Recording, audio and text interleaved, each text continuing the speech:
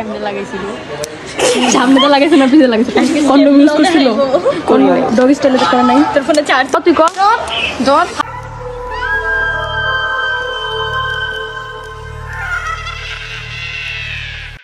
এই নাপাক মেয়েগুলোর ভিডিও নিয়ে আমার কিছু বলার ইচ্ছাই ছিল না, বাট কিছু লিঙ্ক খোঁজা ছেঁচড়া পাবলিকদের জন্য এই ভিডিওটা বানাইতে হয়েছে। সেটা তোমরা ভিডিও শেষ দিকেই বুঝতে পারবা। আর হেনে তুই বানাই দিছ জাহিদের লগে আমি প্রেম করতে চাইছি না সুদিও না আমি প্রান্তিকা এদেরকে বলার মতো এত খারাপ ওয়ার্ড আমার কাছে নাই, যেখানে কিনা ওরা আকাম করে আবার হাসাহাসি করতে পারে। আরে ভাইরাল করে স্যার ভাইরালই করব আমি আর জীবনে কারো বয়ফ্রেন্ড তোর বয়ফ্রেন্ড নিছি আমি ওই যে আর পাশে থেকে আরেকটা আবার বাংলা নিউড স্টাইলে কথা বলতেছে, তাও আবার ফেস রিভিল করে। কেমনে লাগাইছিল সামনে লাগাইছে না পিছে লাগাইছে কন্ডম ইউজ করছিল।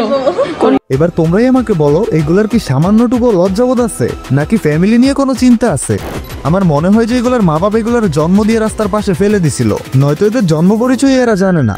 যদি জানতো একটা ভালো ফ্যামিলি থাকতো তাহলে অন্তত ফেস রিভিল করে এইসব ভিডিও আপলোড করতো না। সব শেষ জামুগা শেষ সব শেষ।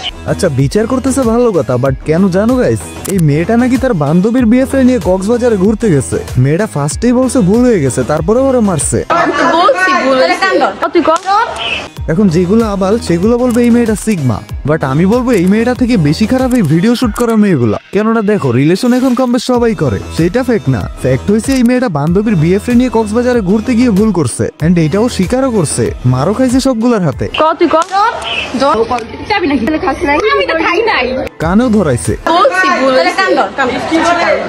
আচ্ছা মানলাম যে এটা ভালো করছে, দোষ করে নাই, বিচার করছে, বাট ভিডিওটা অনলাইনে আপলোড দেওয়ার দরকার কি ছিল? যেখানে মেয়েটা মার খাইছে, সরি বলছে, কানে ধরছে, তারপরেও আচ্ছা এটাও মেনে নেওয়া যায়। তারপর সেইগুলো দেখো, কষ্ট ছিল তুই কষ্ট মিটাই দিস।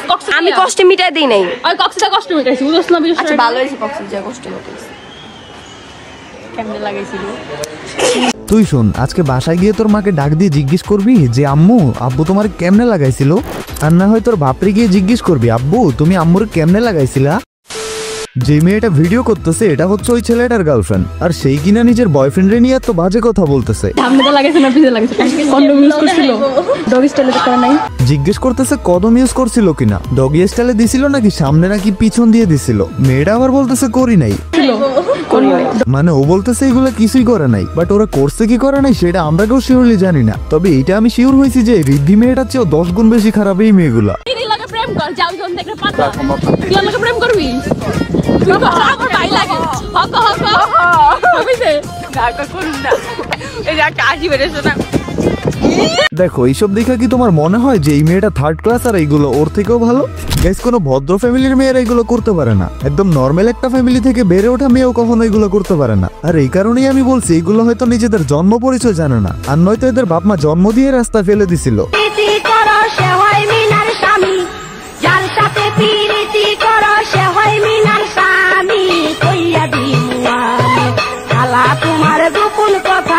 এই ভিডিও কলটা দিয়ে দেখো, ওই ভিডিও করা মেয়েগুলোর মধ্যে একজন এটা। আই হোপ তোমাদের আর বুঝার বাকি নাই এগুলো কোন টাইপের মেয়ে।